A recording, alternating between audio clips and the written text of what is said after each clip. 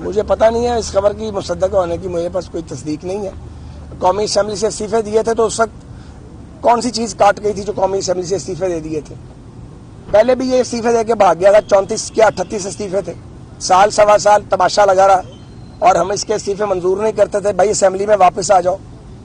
انہوں نے تو اسمبلیوں کو تماشا بنایا ہوا ہے، ان کو حق ہی اصل نہیں ہے اسمبلیوں کا الیکشن لڑنے کا۔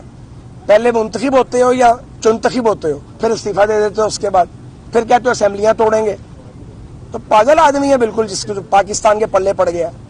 اور یہ جو سہولت کار جو اس کو لے کے آئے ہیں، وہ بھی انہیں بھی سزا اللہ تعالیٰ دے گا ضرور، جنہوں نے اس پاگل کو مسلط کیا، اس منافق آدمی کو پاکستان کے اوپر۔ کوئی حال ملک کا حال خراب کر دیا انہوں نے، اور ذمہ ہمارے پڑ گیا۔ 4 سال گاندیاں ڈالتا رہا اور اس کے سہولت کار ڈالتے رہے ہیں، روز نئے تجربے کرتے تھے، روز نئے تجربے کرتے تھے۔ اب جب بھوک عروج پہ ہے، غربت اور مہنگائی اوپر چلی گئی ہے، تو کہتے ہیں جی آپ سے سنبھالا نہیں جا رہا۔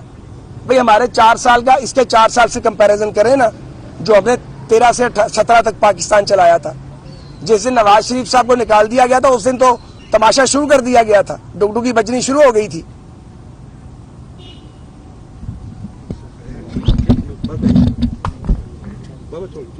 بہت بہت شکریہ۔